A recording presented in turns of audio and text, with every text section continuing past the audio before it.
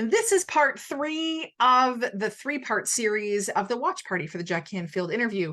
Make sure you go back before actually this one. It'll make more sense. Watch part 3 or listen to part 3 and 2 in that order. You can find them already online in YouTube or in the podcast. And let me know from each of these episodes, what was your biggest takeaway? Enjoy. Bye. So other thoughts, any questions? Like if you want to raise your hand and just speak out, you totally can. Otherwise I'll like roll into some other pieces. I wrote actually a whole bunch of stuff down. But I'll go through maybe what my slides say next and we'll go from there. Jill wants to say something now. Jill, come on down. Yeah. I thought at the close to the very end, when he was saying, if you want to work with her and you turned towards the camera, that your expression and the authentic you was so good there. Relatable, authentic, trusting. I mean, it just was so inviting. If you'd been direct face to face, but you just lit up and just said, I'm your girl.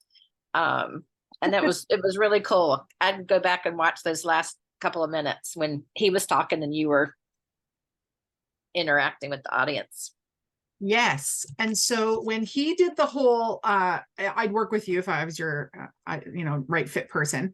That's when I was like, cool, interview can be over. And then that was also around the time that I went, shoot, I haven't been looking at the camera. And that was most important because the camera is the person at home. The camera is my ideal client. Jack's not my ideal client. Why am I looking at him? So I was like, shoot, I got to look at the camera.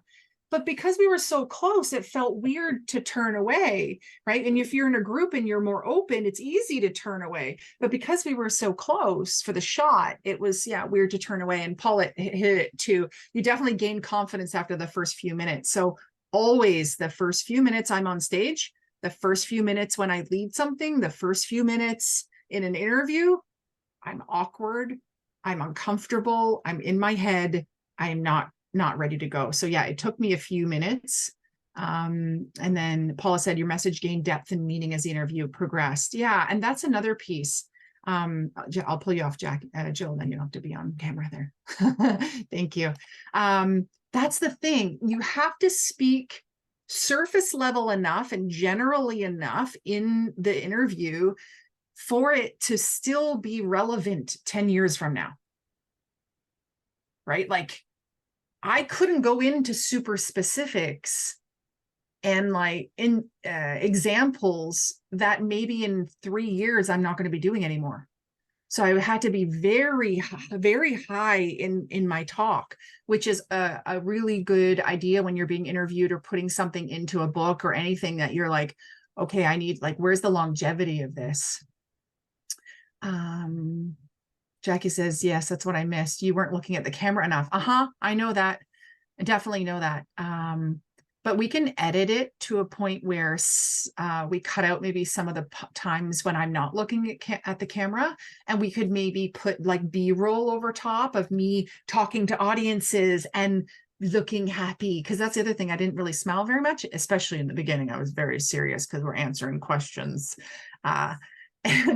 But that's a thing that we're going to probably do is add some of the B-roll in of me working with people, laughing with people, getting the audience, throwing their hands up and having a moment as they hear my words in those times.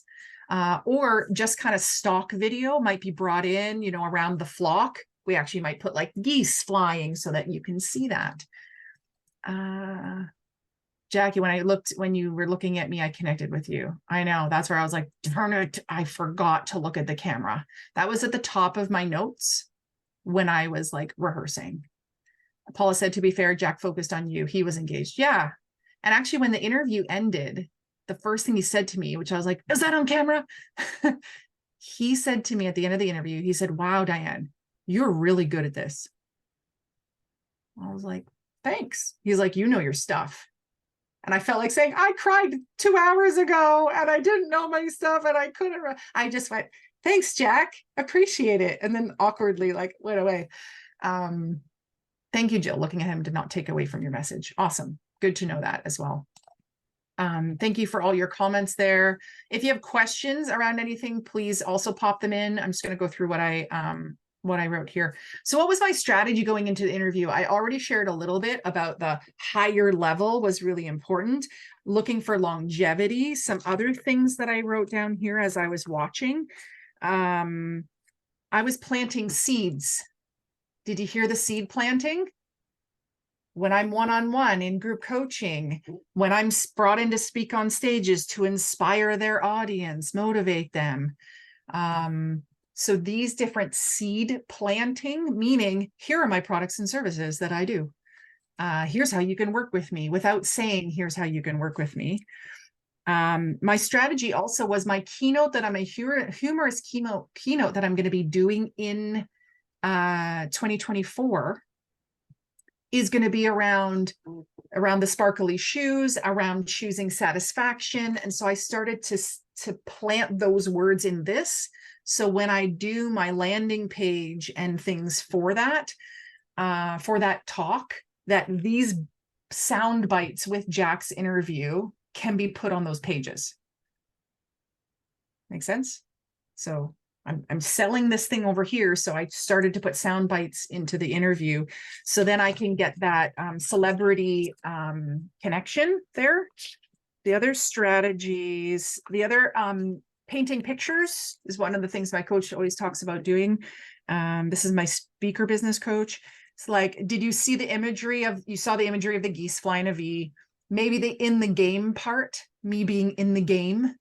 Was important to talk about, like, I'm in the game, I'm in this, where other people maybe aren't. Jackie says, yes, I totally took on all the seeds that you planted. You're probably like, I see what you're doing there. I see you. The other things. Oh yeah. So all the seeds that I do, coaching, one-on-one, group programs. I said things like, when clients come to me, when I see clients, women in my group, when I'm on stage. So I'm talking about all those, but in the answer. So that's also a strategy to use when you are even doing a social post, right? Rather than saying, here's the answer or solution to something, you could say, one of my clients said this, or when I was in a group coaching session, or someone came up to me after I spoke at an event, or a comment on a podcast episode I was on. So you could give it a little context, obviously being truthful about it, but you could do that to seed plant a little bit. Did you hear the 5-star review? 1,000, over 1,000 5-star reviews. Because I was like, how do I show that there's testimonials without being like, clients say that I'm amazing, you know? So how do I say it in a factual way with stats? Okay, let me see what else I have on here. Oh, this is how I'm going to leverage it. Let me see what comes after. All right, good. So I'll go back to that. Mistakes. I'm not going to ask for you to tell me mistakes because I will lock onto that and feel bad about it. So instead, I'm just going to tell you the ones that I knew. So the not smiling part I already mentioned, not looking at the camera. Also, the first 3 to 5 minutes, I was not fully myself. So I needed to kind of just like smile in the beginning, please. Get out of your head in the beginning. And that's why a tactic I always have for every speech, everything I'm doing is I always have memorized or locked in fully the first couple minutes because I'm like floating above my body. Like I'm not even there. So always for the first few minutes, and also bringing in humor is helpful. But the first question wasn't a humorous question. So that was a bit harder. And did you notice the challenge question when he said, what are the 3 challenges? And I had to do a preamble because I couldn't fully remember where I was going with it. And then when he asked me the last question, the one of them, I repeated myself. Here's the first one. This is like what people have to, and then I started saying it and I was like, what is it again? I can't really fully remember. And I paused and I restarted the sentence because I couldn't remember what it was like in that moment. Paula says, not mistakes, being human and relatable. Thank you. But those are like it feels like forever, but it's only 2 seconds, but it felt like forever that I forgot, which was really funny. Yeah, for the first challenge, I had to fill time. So other strategies though, were on the last question when he said, what do I want to leave people with? I really was building up anticipation for it. Oh, get your pens. Like, this is something I had to even learn, blah, blah, blah. There was preamble before the thing, which heightens what it is. It builds anticipation. It also has people be ready. When I do speeches, a way to prepare people for that is a long pause, like I just did, or to soften your voice. Like, there's so many things I learned, but like one of the most important things that I think people should know is this. And that pausing and slowing down also causes people to have that like, oh, what's happening? I need to pay attention. It like breaks the pattern that's already happening in how you speak. And then the challenges piece. If you ever have an opportunity to speak to challenges or problems or whatever, speak to the things that are obstacles in your clients or potential clients or ideal audience or whatever it may be. So my things were, people are trying to just balance these 2 things. Here's a problem and they need all of it, because some people might say, oh, I'm balancing, work and life. Okay. I'm like, well, what about everything else? Or I can do it all myself, or like these other types of challenges are actually obstacles that people present to working with me. So I had to that's why I called them lies. I had to really go against these as truths for people and show them what the other side is. Also, if you notice, the 3 challenges were positioning my products and services. Coaching, VA services. I can't remember the last one now, but Jennifer says, I didn't notice you repeating yourself. Besides, you can edit it the way you want.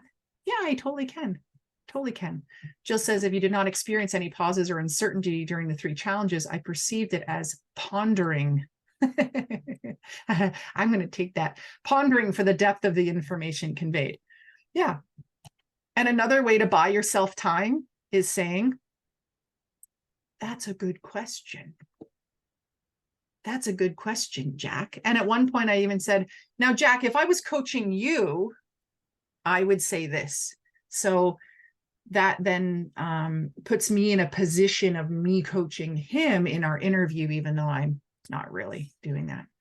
Paul says, I really liked how Jack reiterated your point regarding work life. Yeah. He really liked that one part. Oh, what did I say when he was like, oh, I like that. I forget right now, but we're definitely going to be reusing that for sure. Okay. If you have any questions, now is the time to pop them in. I'm going to go back to this, and I'm going to share with you if this clicks through. No. Okay. I'm going to come out of this. I'm going to grab the link.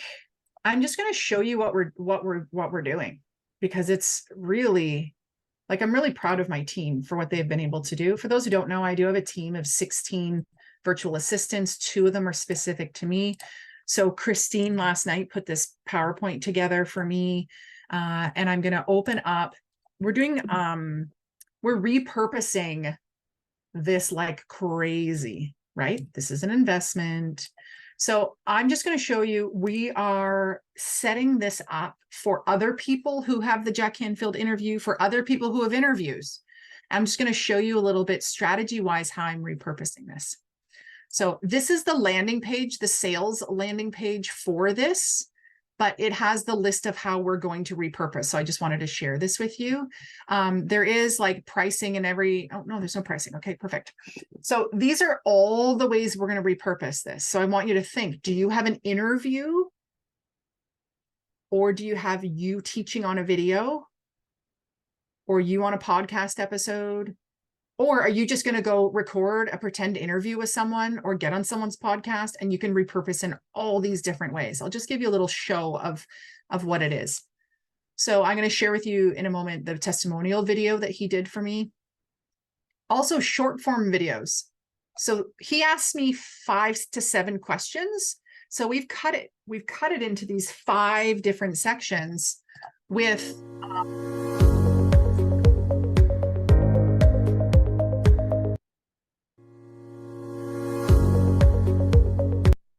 there. So sound overlaid, editing of that. He's talking, the question comes up, and it's about 4 minutes long. And then right at the end, there will be the call to action piece. So we've just taken this and gone from long form video into short form video. So now it says here. So you can imagine that on social media, on my website, on a landing page, sent out to a potential client, these sort of pieces. So that's going to be done with each of the questions. These are going to be banners to go on the top of my social media, on Facebook, on LinkedIn, on the different places, the testimonial that came from Jack. We have taken the transcript of this. This is going to go in the Trailblazer Secrets book as a bonus piece. We're putting it into a PDF. I can use it as an ebook, a lead magnet. You know, there's a bio page, there's a call to action, there's all my social links in it.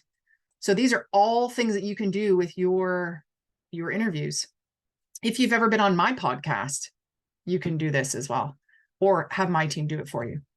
Then here, quote images for social media. This is something I said in it. I could use this image or use an image from the interview. Stories from it, announcing I was interviewed. So if you've ever had anything wonderful happen in your business or personal life, make it as an announcement on your story. As a testimonial piece. So just testimonials done in different ways. Also an audio. I'm here with Diane Rolston, and she's an amazing woman that does incredible work helping women. Right. So an audiogram can be made. Do you find that a lot of people feel like they don't Repurpose. kind of deserve it? They don't feel worthy of it, or they feel like they can't afford it? Repurposing again as a story. And I think it's based on what society has kind of drilled into them. This picture of this hardworking. And then audio. When I work with people, I give them strategies, I give them ideas, I give them a clear plan. I pull out of them what they really want. Right. So not everyone's going to maybe watch a video. They might watch something like this.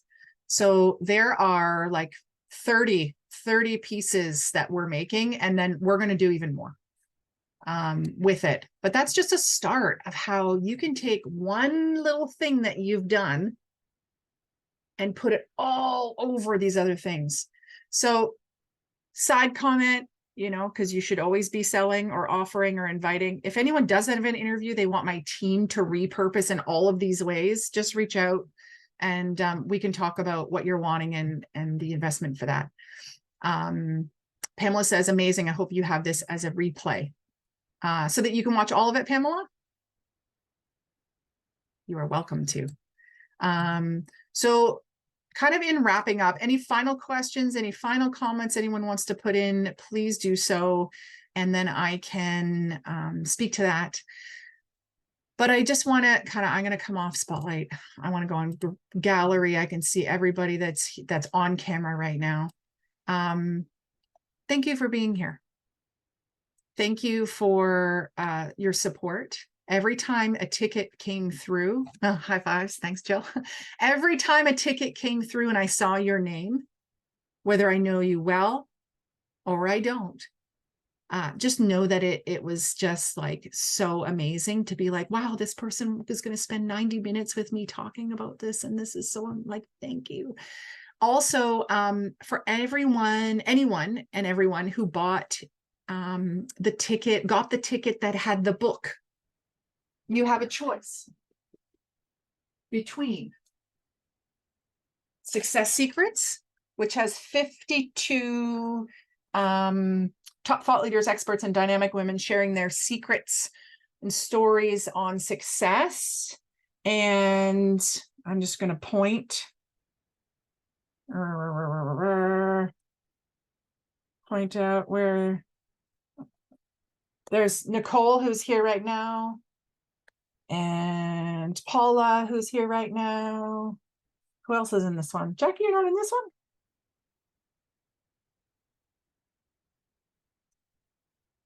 You know.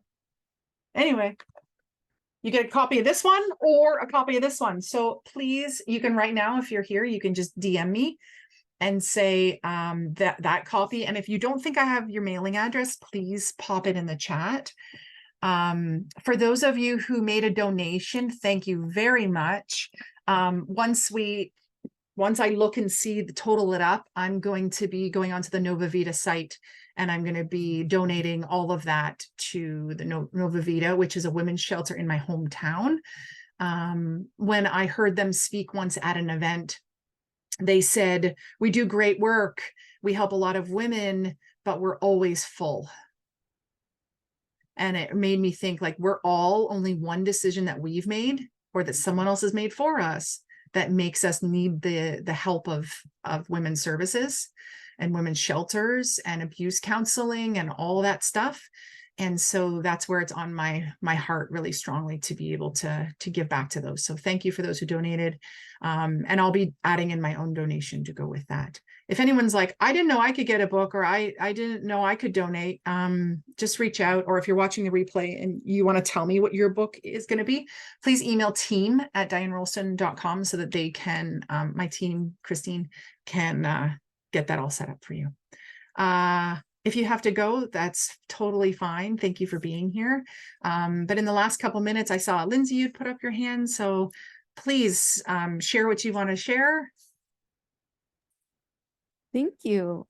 First of all, just a compliment. You were so well spoken. You really were succinct. Like, it was really beautiful to hear. Like, you talked with enough depth, but you didn't ramble on and on. And I was able to pay attention, which is really great. So yay.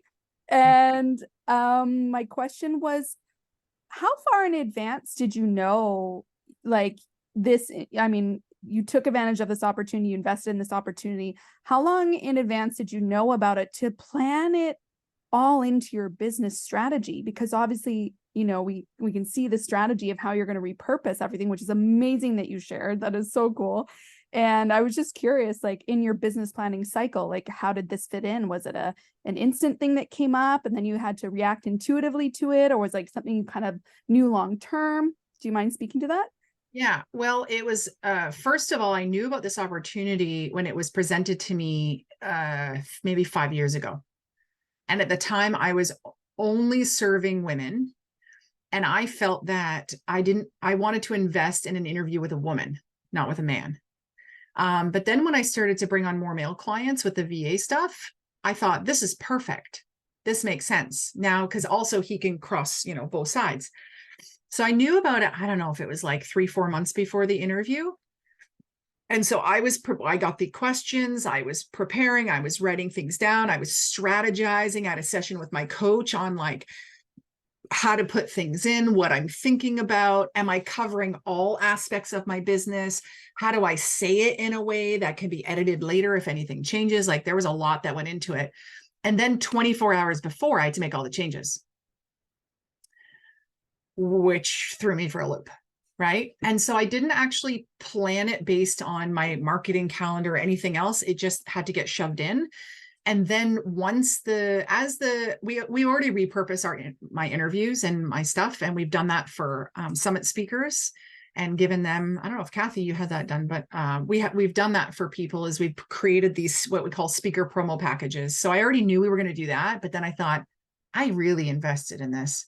How am I really going to leverage this? And so that's where that whole page or that whole list came in. And I also brought it to a mastermind and said to the mastermind people, I was thinking of doing like some things. Here's my list. What do you think? And that's when someone said, well, you should have a watch party and you should share about how you cried. And you should tell people about what the behind the scenes, and this could be a keynote, is how you went from like, you know, confident to very vulnerable to like rocking the interview. And I was like, yeah. So it was again that power of the V, the power of the group supporting me along the way. Yeah. Thanks for your question. I do see that we are at our time. If anyone has any last final comments or anything that you want to say, please raise your hand or pop it in the chat. But again, thank you. I am really looking forward to 2024. Some of you know that some like cool things are coming around a brand new program. I'm in one way, I'm like starting from scratch. I'm creating a blank slate, and rather than seeing what moves into it that I've already been doing, it's what do I want to create in this space. So I'm really excited for that. I've got some really great life coachy kind of stuff that's going to be happening. The new humorous keynote. And so this interview, the testimonial video, which I don't have time to play now, but you're going to see it everywhere anyway. Now is the how are we now going to put all of this over everything? So evergreen stuff where it's always there, plus how are we rotating it in every quarter maybe to our social media? How are we bringing it into my speaker promo package that I send out to potential clients? How is it going to be on my media page? How is it going to be on my LinkedIn? Like now the real strategy comes into play. And I really hope that other people who got this interview, or if you have the chance to be interviewed in the future, that you also optimize it and leverage it, because the amount of energy, time, money that you put into it, we want to reap it on the back end as well. Thank you for listening to the watch party for the Jack Canfield interview. I hope that by now you've been able to really take in all 3 parts to this series, no matter what part you're listening to right now. And I also want to let you know that when I was done this session, the watch party that is, what I felt was, wow, I really kind of downplayed this. I really showed the vulnerability. I really showed the mistakes and shared all of that. But at the end of the day, I really wanted to make sure that I came back to say, this was a really, really phenomenal experience. This was such an amazing part of my journey, a really great milestone personally and professionally. And also that it has changed the way people view me. Yeah. And so it's based on who I've been around, who I call my coaches and my friends, what opportunities I've said yes to, and all the years of preparation that have really got me to this point where I could nail that interview. And if you heard the third part, where I share how Jack said to me, like, wow, you're really good at this. And so to have that feedback directly from someone who is so well known in the personal and professional development industry was a really good thing. And the bonus piece that I'll have to pop into the notes is the whole piece around his testimonial. It is powerful. I am grateful.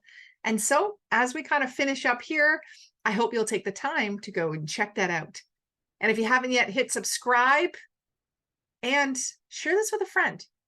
Share all 3 with a friend who you think would benefit from this, who maybe have an interview coming up, or who just needs some inspiration for their own business about where they could go. Until next time, stay dynamic. Bye.